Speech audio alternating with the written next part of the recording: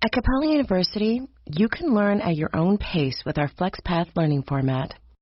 Take 1 or 2 courses at a time and complete as many as you can in a 12-week billing session. With FlexPath, you can even finish the bachelor's degree you started in 22 months for $20,000. A different future is closer than you think with Capella University. Learn more at capella.edu. Fastest 25% of students. Cost varies by pace, transfer credits, and other factors. Fees apply. Hi, I'm Earl Swift. I'm the author of Across the Airless Wilds, and you're listening to the Dr. Sky Experience.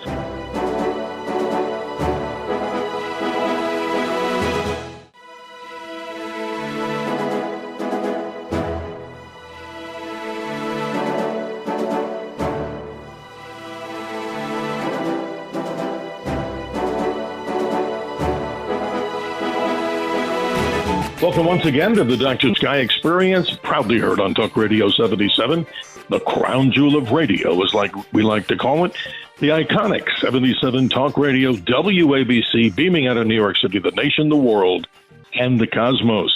The Dr. Sky Experience also talks about great content from the subject of American exceptionalism. We'd like to thank our producer extraordinaire, Richard Dugan, Dr. D, for making this sound as good as each and every one would expect.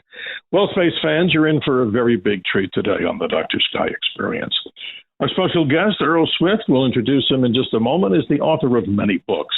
And a recent book of his, which I'm sure will enthrall all of you out there, about the Apollo Moon Project, and so much more about his book called Across the Airless Wilds, the Lunar Rover, and the Triumph of the Final Moon Landings. Earl Swift is the author of the acclaimed New York Times bestseller, Chesapeake Requiem.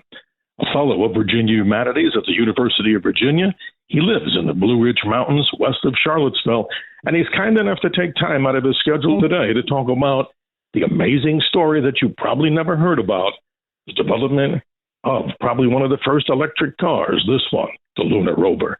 Good afternoon, Earl. Thank you for joining us. Well, thank you for having me, Doctor. Well, this is amazing, my friend. And, I can't get as excited as I normally would, but no, I'm going to go well over that because this has been a mystery to myself and many people who love the space program about exactly what we're talking about today, the development of this most amazing machine on the surface of the moon.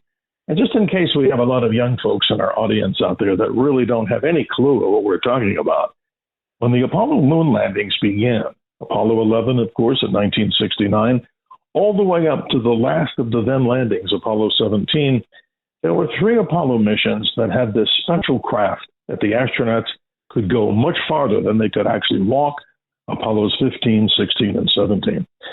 Earl Swift, tell us about your background and your fascination with this particular story to write a book about it. Well, I'm of the age, I guess, that I recall the Apollo missions, especially the latter ones. I was 13. My 13th birthday, actually, was the day that Apollo 15 landed in the Hadley Apennine region of the moon. And I recall very clearly watching live TV as the astronauts unfolded a strange little electric go-kart from the side of their lander, jumped in it and took off. And, over those 3 last missions, the astronauts drove 56 miles in this thing. Wow. That's an incredible story because here on the Earth, if you were to develop something as a prototype, that sure speaks about great distance and, of course, all the way to the moon. But it's interesting. I was just going through some of my memorabilia today, and like many of us out there, we've had the opportunity, and on this show, I've been blessed, Earl, that we've had many of the moonwalkers actually join us here on the Dr. Sky Experience. But even more important than that, what could be more important than that? I was pulling out some memorabilia from one of the astronauts that I actually became friendly with, Dr. Edgar Mitchell of Apollo 14 fame, as you know. He and Alan Shepard, of course, the first American in space, spent some time on the surface of the moon. But correct us on this and add to the story that, as Dr. Mitchell told me, he said, we had this little rickshaw that we pulled around on the surface of the moon, and it was quite difficult to actually get around because the maps that we had of the moon, we thought it'd be easy to find the craters, they seemingly got a little bit, lost, I guess, and you can tell us that story, but the inconvenience of not having a lunar rover. Talk about Apollo 14, because I just pulled out the moon globe that he signed today, and I said, Earl, we're doing this in honor of many of the astronauts, but one I knew was Dr. Edgar Mitchell. Tell us a little bit about Apollo 14 and that. Well, if you don't mind, Doctor, let me start just very briefly with 11 and 12. Sure. We tend to think, I think, of the Apollo program as peaking with the first landing on the moon in July of 69. And we have tended, I think, since to view all of the missions that came after as kind of afterthoughts, kind of a run-on engine, continuing after the main act. And just the opposite is true. Apollo 11 was a staging mission for the last three Apollo missions, as for all of the American space program, going all the way back to the earliest Mercury missions. You look at how the space program unfolded. Each mission built on the one that came before.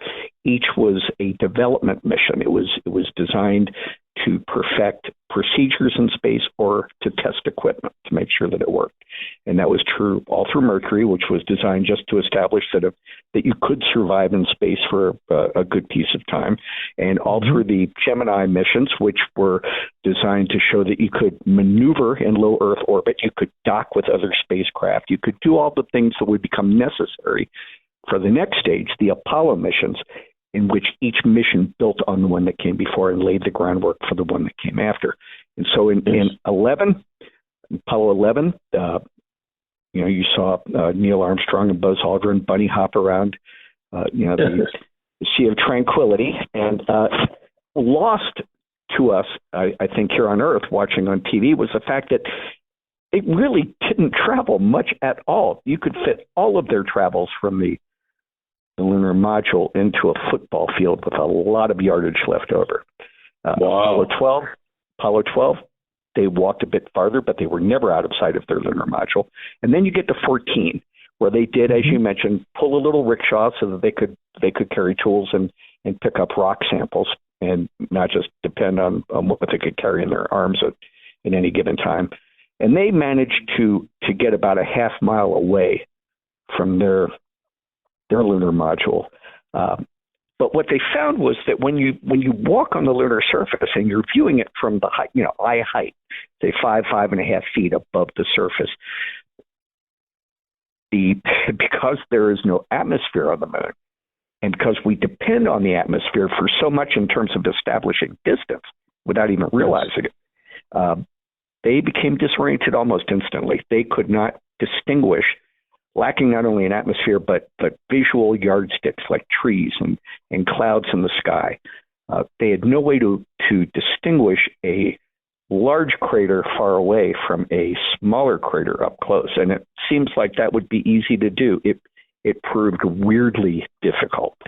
And so these guys, even though they only had to walk a half a mile to the Cone crater to sample the rocks around its rim, they kind of wandered the Fra Mauro district of the moon without ever finding it. They came within 65 feet of the edge of the crater. And that's incredible. Wow, so, that's amazing. So what you see with the next mission is everything changes with the advent of the rover. Suddenly, the astronauts had mobility to a degree that they never did before, and they also had a navigation system that told them where they were, and that was almost as important. Yeah. Folks, if you're just joining us, special guest here on this particular archive. But here with Dr. Sky on Talk Radio 77 WABC, with the Dr. Sky Experience, we're privileged and honored to have author of many books, Earl Swift.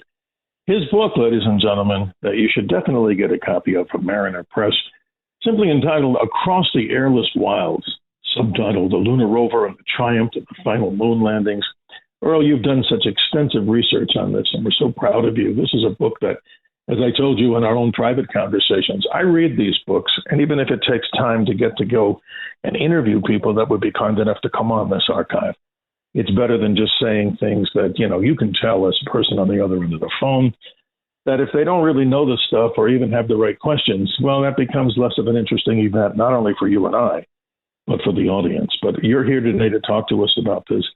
And I'm fascinated to know that as we get to Apollo 15, 16, and 17, there's a lot of testimonials here. And let's see what Newsweek magazine says here. An awe-inspiring story, a brilliantly observed homage to the human spirit. That says a lot. I mean, this is an interesting part. I've studied space like many, and I've found a void. There was nothing really written correctly about the lunar rover, how it was developed. So let's get into the story of how this whole vehicle took shape, because that's the meat of this entire story. And please continue. We're excited to hear more. Well, to really trace its origins, you have to go back to long before there was a NASA, to the years immediately following World War II, when Wernher von Braun and his German rocket scientists were secreted into the country and put to work down in Alabama at the Redstone, the Redstone Arsenal out in Huntsville. And there, while there, von Braun did some freelance writing, and he wrote. He was a principal in a series that was put together for Collier's magazine, one of the big news magazines of the day, right, exploring America's future in space. And von Braun envisioned these moon missions that would take. They'd be very ambitious. They'd send 60, 70 people to the lunar surface, and they'd spend a couple of weeks at least there, and they'd get around in these hulking, pressurized tank-like vehicles that would be shelter as well as transportation. They'd actually live in these things while they kind of cruise in the lunar surface. And that model, that kind of big spacecraft on Caterpillar tractor tracks, was pretty much what we had in mind for lunar mobility all through the rest of the 50s and through the first half of the 60s. The vision was that astronauts would go up in one Saturn V. A rover, and not at all like the rover we got, would go up in its own Saturn V, because the thing would be so big and tubby that it would require its own rocket. And they'd rendezvous on the lunar surface. The astronauts would get out of the lunar module, jump in this thing, and then they'd cruise around in shirt-sleeve comfort for 2 weeks, come back to their lunar rover and fly home. Well, then, NASA ran into budget issues in the summer of 1967 after the Apollo 1 fire, and it became clear that they weren't going to be having missions late in Apollo that involved 2 Saturn Vs. There was just no money for that. And so NASA kind of walked away from the idea of a rover. But meanwhile, it had been working with a number of private contractors to kind of hone its vision for what a rover would be. And one of those companies was General Motors, which had a defense research lab in Santa Barbara. And it was there, really, that the lion's share of the design work on what became the lunar rover we know was accomplished. And it was accomplished by a team of immigrants led by a Polish engineer, M.G. Becker, and his protege, a Hungarian engineer named Ferenc Pavliks. And, when NASA walked away from the idea of a rover in 67 and said, we're going to have to wait until post-Apollo, whatever program might be coming down the pike in the future before we're going to be able to get wheels on the moon.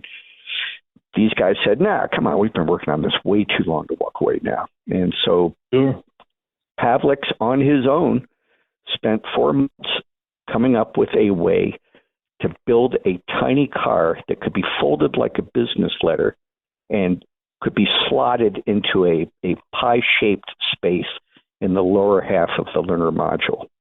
And he managed to not only design such a thing, but to build a working model of it, about a 1/8 scale model.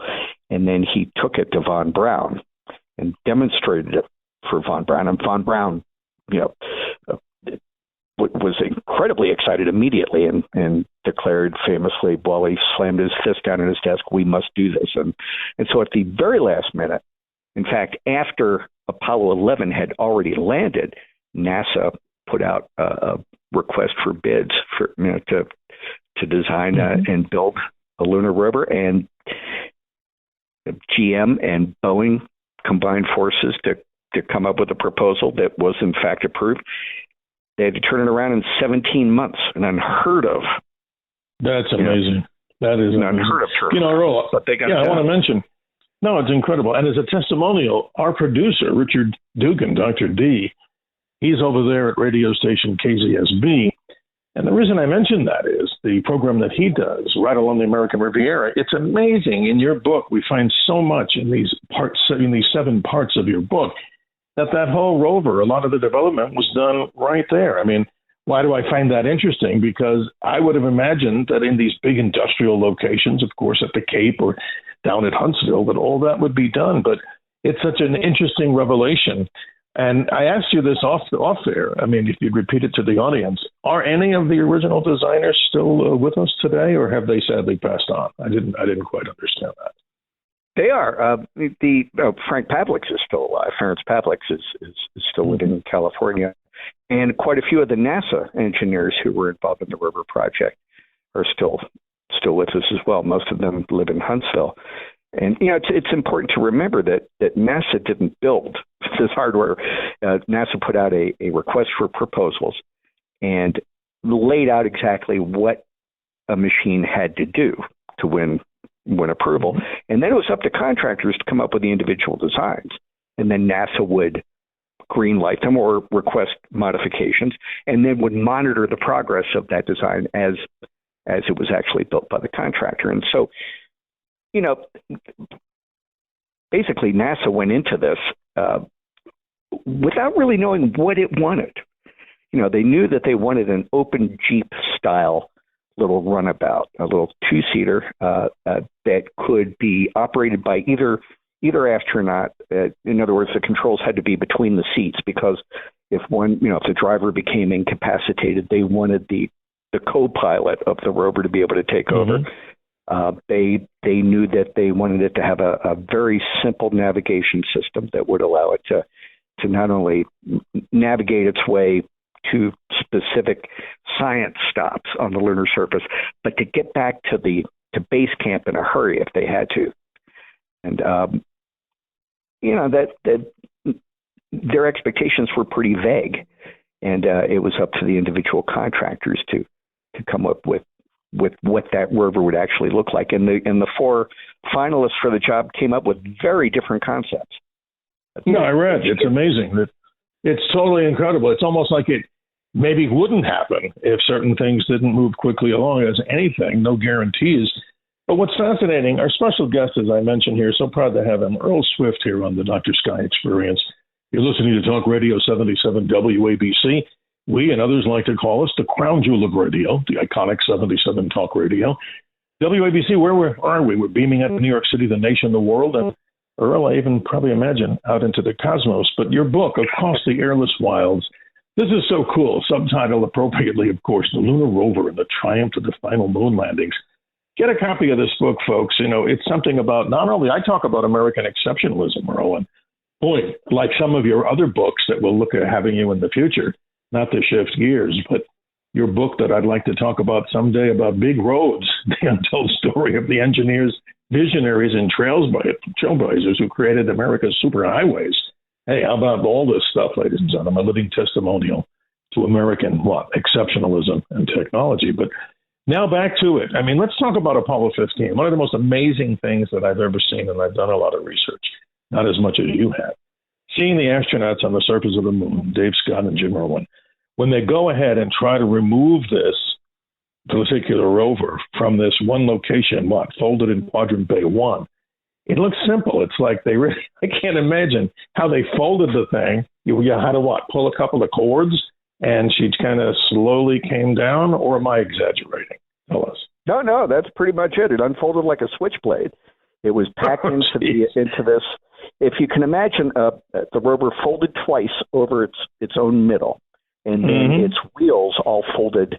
At that point, its wheels were sticking straight up. They folded into to form kind of a peak, and so in cross section, it looked a bit like a pup tent. And then it slotted into a wedge-sized hole in the bottom of the lunar module. And so the astronauts would get out, and the first thing they did was they'd pull a bunch of cords that were ran through pulleys and release this thing. And it was spring-loaded to kind of pop out, rear end first. And It did all the unfolding for you. You didn't have to do any work if you were the astronaut. You just pulled this tape. Well, I imagine when it weighed 460 pounds on Earth, and what does your book say? 76 pounds on the moon? I mean, obviously, 78. The 78 pounds? Yes. Wow. 78 so pounds. You could do what? You could actually lift this, and you'll tell us the story of cases where the astronauts could actually lift the front end and maybe turn it if they had to? Is that also? Oh yeah, well, if they got into a rough spot where they couldn't maneuver very well, they could just get out, pick the thing up, turn it around by hand, and get out that way, and did that a couple of times, memorably while Dave Scott was getting the rover ready for its first run. He tried to release the Velcro on one of the seats. The seats were folded. They looked like lawn chairs, and they were folded forward and held fast with Velcro. And the Velcro was so strong that he almost lifted the rover off the ground. Oh, that's amazing.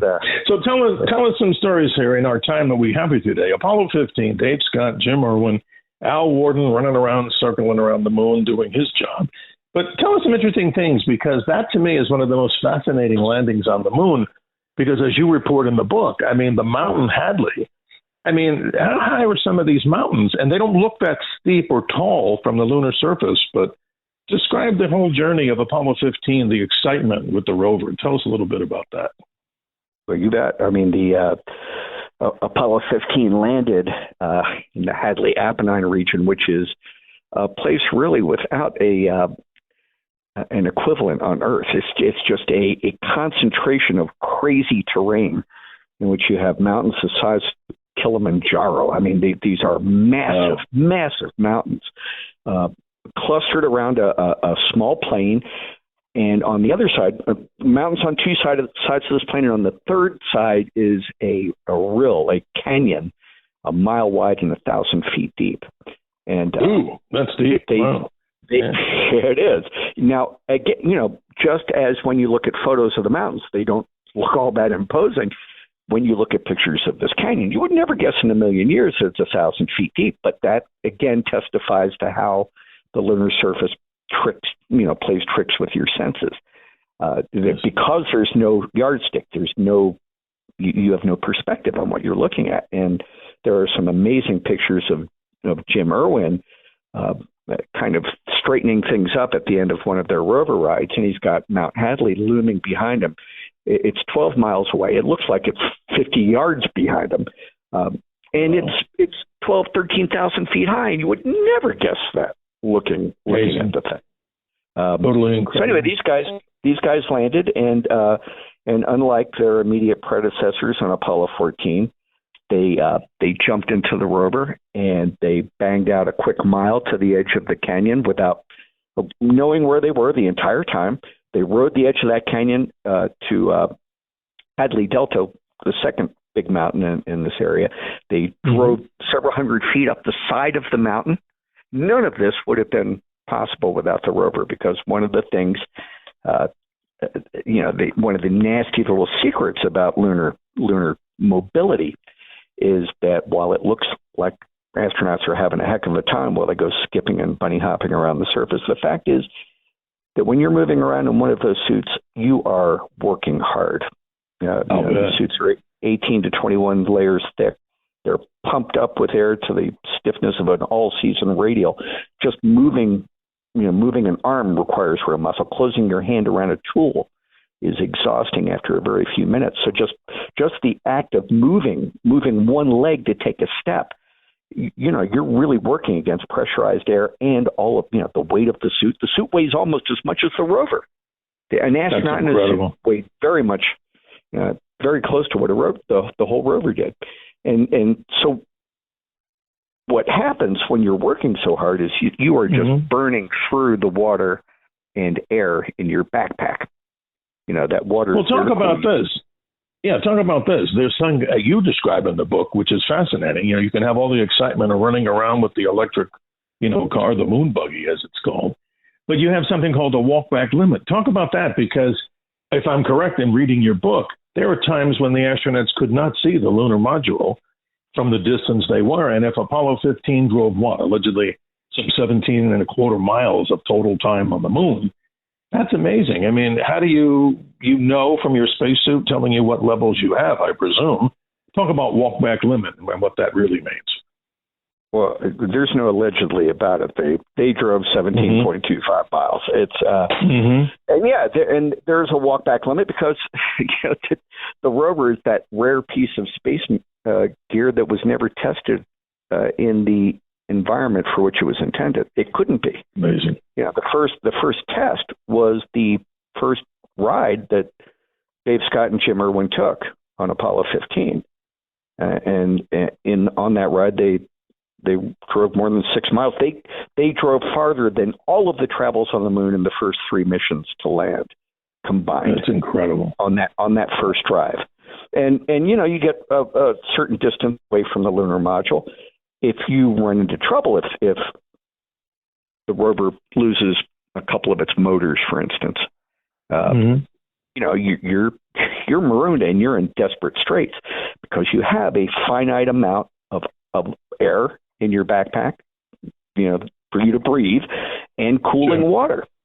So NASA developed a program whereby the rover would never travel so far from the lunar module that its astronauts could not walk back if they had to, if there was a breakdown. And so they would set up each day's drive, each sortie from base camp, so that you would go to the farthest distance you were going to go that day, the science stop that was the greatest distance from base camp. You would do that first and then gradually work your way back towards the lunar module, getting closer and closer in your science stops until the last one was actually pretty close. But you're right. These guys were out of sight of the lunar module a great deal, which is, that takes a kind of a different level of courage from just being on the moon. Because I'll say, you've flown 250,000 miles. You've landed in the most inhospitable, hostile environment imaginable. You can die 1,000 different ways, in seconds. And you're going to open the door of the lunar module, which is a leap of faith all by itself.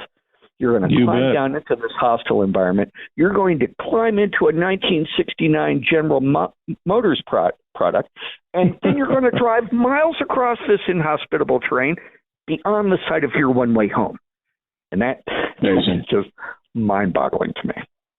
Well, Earl, this is interesting. On EVA-3, if I'm watching and looking at your map here in your book, this EVA-3, I can only imagine the look on the astronauts' faces, because what you're describing here, the Hadley Rill, you're talking what, if I'm hearing this right, 1,000 or more foot drop?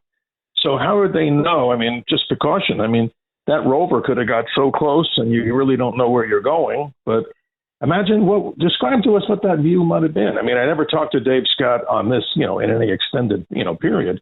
What the heck was that like? I mean, they came close theoretically. What? They could have went over the edge. Well, if you listen to the radio chatter with Houston, that was a very real worry at Mission Control. Their Capcom constantly was, and this wasn't true just of 15, on 16 and 17 as well. The Capcoms were constantly telling them, "Hey guys, let's just take it easy here. Let's give that edge a little bit of room, shall we?" And usually the astronauts didn't have to be encouraged. They weren't stupid, and they knew that the lunar surface was unpredictable in terms of its ability to hold weight and such. And I remember especially on 16, John Young talking about how when he was up at the edge of one of the big craters that they explored, he's talking about, I'm not getting any closer to that thing. It looks like it could break away. Oh, yeah. I mean, some of them are so steep. Yeah, you'd be stuck, and who knows? Getting back out. It would have been a different story. But in our time today, let's talk about Apollo 16. I had the honor of talking with Charlie Duke, as we know, the youngest man to walk on the moon at 36. But your story goes on, and all the details we'd love to hear. They're driving, a little over 16 miles on the surface of the moon. What exciting things can you tell us about Apollo 16 with the lunar? Well, Apollo 16, I guess, as the rover is concerned, is remembered for the Lunar Grand Prix. Because one of the frustrations of of the rover is that, well, one of the great pluses is that it took TV along with the astronauts. Before the rover, the astronauts would get down from the lunar module. They'd set up a camera, and that camera was stationary for the rest of the mission. And if the astronauts wandered off screen, they stayed off screen. The camera didn't follow them. There was no one there to operate it. The rover comes along. There's a remotely controlled camera on the front passenger side, and it's operated by an engineer down in Houston. Amazing. So the astronauts would drive to a science stop, and then they had to get out and they had to aim that big umbrella-shaped antenna that's on the driver's side of the front. They had to aim that precisely at Earth. That's a high-gain antenna for TV. And the frustration was that because it had to be aimed precisely to work, it would only transmit pictures back to mission control when the rover was stopped, really, and carefully aimed. There was a sight, an optical sight on it. Amazing. But Earl, this is interesting. What do you say to people? I mean, look, obviously, I believe through my heart and soul and all of my DNA that we went to the surface of the moon, and I don't want to ask a stupid question here. No question is really stupid. But what would you say to people that say we never went there? With all evidence from the Lunar Reconnaissance Orbiter showing the footprints, the tracks, I mean, how misguided would people be, though they're entitled to their opinion? I mean, that's another good reason for your book. But what would you say to somebody today if you were giving a seminar and you had, let's say, some or two people in the back saying, I don't believe this stuff? I mean, seriously, it almost seems ludicrous. But your take on this would be what? Well, it's pretty obvious. It's you're entitled to your opinion, but come on, of course, the evidence is overwhelming, and all you have to do is consult the LRO, the Lunar Reconnaissance Orbiter website that Arizona State maintains, and you can visit each of those landing sites, and you can they're high resolution enough that you can see the rover tracks, and you can follow those tracks all the way around their EVAs, which is time-consuming but a lot of fun to do. And you just got to kind of shake. You have to shake your head and I say it feel some pity. Well, Earl, in some of these programs I do, and again, I'm not an author of this book. You are a great testimonial to American exceptionalism in technology and the space program. I get that look, or people in the back of all ages, not just younger folks, but why we're here with you today, this is even more important, obviously, talking about this great technology. So give us an idea of Apollo 17. I knew Gene Cernan. Many people did. An interesting guy. Harrison Schmitt, of course, a great, not only a great geologist, but a senator from New Mexico, as you know. Talk a little bit about the fun they must have had when they drove, some 22 miles or so on the surface of the moon. That was an exciting mission.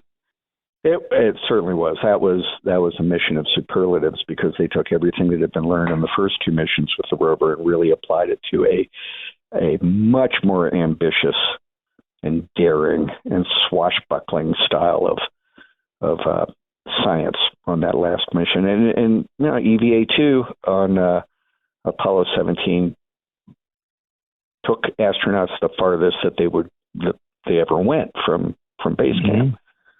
Just shy of 5 miles, and that's a goodly distance by itself. But that 5 miles was on the other side of a scarp that basically a 250-foot ridge that erupted from the floor of the plane that they were landed on, and they had to drive up an avalanche fan, the debris from an avalanche, to get to the top of this ridge and then go down the other side of it. So they were not only out of sight of their lunar module, they were beyond a pretty serious obstacle from the thing. And they were that particular EVA probably pushed the walk back limit to the it stretched it as far as NASA ever stretched it, and probably further than it was comfortable to stretch it. But the other thing the big thing that 17 is known for too is that they did some body work on the rover after a bit of a and I saved the best for last because I wanted to ask you this. This is amazing, and most people never knew this. We're talking about fenders on the moon, and when your spacesuit gets dirty, not to be funny, there's no washing machine for OxyClean on the moon. Tell us this story because these guys got pretty dirty, but there's a reason. Describe this in detail. Yeah, well, I mean, when we look at the moon, it looks silvery, looks bright white. Here on the surface, that lunar dust is very close to black. The regolith is. It's a charcoal gray, and it's as fine as graphite, but it's really abrasive. So it both smears and it catches at the same time. Yeah. So if it gets into gear, it gets into machinery, it'll tear it up in seconds. I mean, it's really nasty stuff. And so the astronauts had a real issue with how to stay clean for a number of reasons. Number one, you don't want that dust getting into the complex aluminum rings that lock your helmet and your gloves to your spacesuit. If those get locked, you're not getting that suit on or off. It's and the other problem is that if that dust gets on your suit, it absorbs heat. It absorbs the sun's rays, and it messes with your suit's ability to cool you. And, that's interesting. And so it can abbreviate the amount of time you're able to stay outside because you go through your water too quickly. So the fenders, as rudimentary and simple as they were on the rover, were really, really important pieces of gear. Without them, the rover would throw up a rooster tail of regolith that would land on the astronauts, get them filthy. Just as importantly, it would land on the battery covers and stuff on the rover, stuff that could not overheat, and it would start absorbing heat. So they spent a lot of time having to clean the rover after each sortie and during each sortie. And in Apollo 17's case, Gene Cernan gets out of the lunar module, and within minutes of unloading the rover, prior to making their first sortie in the thing, he walks by the right rear corner of the vehicle a little too closely, and a hammer in his shin pocket grabs a hold of the rear passenger side fender and yanks it right off. And, and so they had, I mean, it sounds like kind of a silly low-tech problem, but they had to fix this. They had a very ambitious driving program, itinerary ahead of them, and without that fender, they weren't going to be able to do it. And so a team back at Mission Control worked overnight. John Young actually led the team, and he had broken the rover fender off of his rover in Apollo 16, but he did it late in the mission, so it wasn't as critical. So now Young got together with a bunch of engineers, and it was kind of an Apollo 13 situation where they inventoried everything that the astronauts had with them in the lunar module and figured out what they could use to fix that fender. And they managed to get Cernan instructions on how to use laminated maps of their landing site and duct tape. And that's incredible. A couple of clamps used to position go anywhere lamps that were in the lander as well. And they used that to build a fender, and it worked for the rest of the mission. That's amazing. 22 plus miles.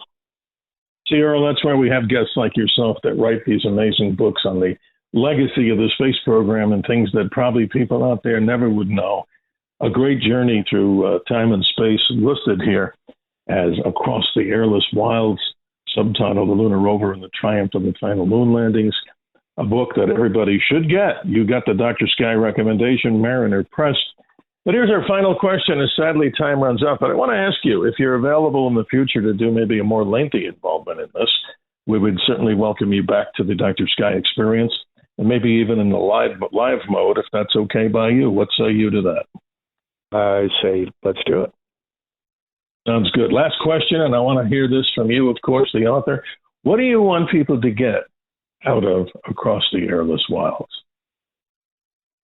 Well, I think that like I mentioned earlier, that there's people have a kind of upside down understanding of how the space program of the 1960s unfolded. That and these three missions that involve the rover have been all but forgotten. I mean, I think that if you ask most Americans to name the astronauts on Apollo 15, 16, or 17, they'd be completely clueless. And and that's frustrating because these last three missions were the apogee. They were the zenith of the program. They really, everything worked up to these final three missions. They accomplished, they fulfilled the promise of Apollo. And and we forget that. We've lost sight of that. And so it's really kind of the book, I hope, recaptures what we once knew and have forgotten, and should remember. These missions were out. They were outrageous, is what they were. There's just it's hard to overstate how wonderfully ambitious and successful they were.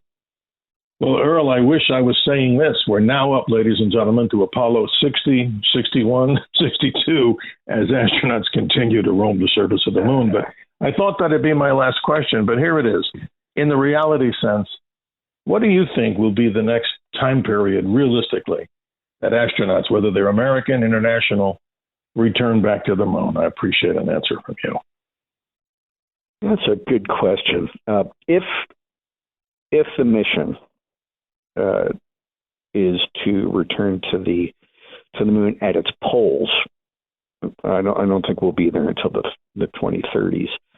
If it's a little bit more realistic a mission, just a developmental mission to develop procedures and equipment and structure the way Apollo was, very incrementally, with each, not trying to accomplish too much with each mission, but building on the successes of the past, then I think it's conceivable we could make the first exploratory return to the moon by the end of this decade. But there are a lot of moving parts to it, needless to say. Absolutely political, of course, too. The Lunar rover, the moon buggy, is described by some complementary to a dune buggy, but much more advanced, as you say in the book. 4 quarter-horsepower motors, a harmonic drive, 2 silver oxide batteries, and what, Earl? Maybe average speed of maybe 6 miles per hour, if I'm reading all this correctly. A marvel of technology. Yeah, a marvel of technology. Probably the first electric vehicle, but not only that, on the surface of the moon. Earl Swift, you're awesome. I appreciate your time, and I want to thank everybody. And stay on the line, Earl, if you would, as we go to the hard break at the bottom of the hour.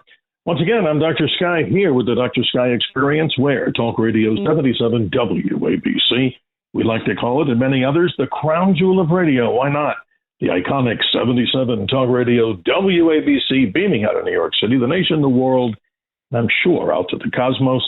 And we appreciate our producer, Richard Dugan, Dr. D, in an area, ladies and gentlemen, you heard Earl Swift say it, where the developmental stages of the Lunar rover were also done in that beautiful enclave along the American Riviera, Santa Barbara, California. Thank you, Earl Swift, for some great content. A must-read book. It goes to the Dr. Sky bookshelf for all of you out there. Once again, from Mariner Press. Thank you for your time. And what do we always say here? We say, always remember to keep your feet on the ground, your eyes to the skies. And each day I try to humbly maintain and earn every listener's confidence out there as your navigator on the highway to the heavens. And I'm sure Earl Swift would agree, a highway that has no tolls on it now. So let's keep the expanse and open-mindedness of our universe. Wouldn't you agree, Earl Swift? You bet. Well, thank you. Stay on the line with us. And thank you, ladies and gentlemen, for tuning in to the Dr. Sky Experience.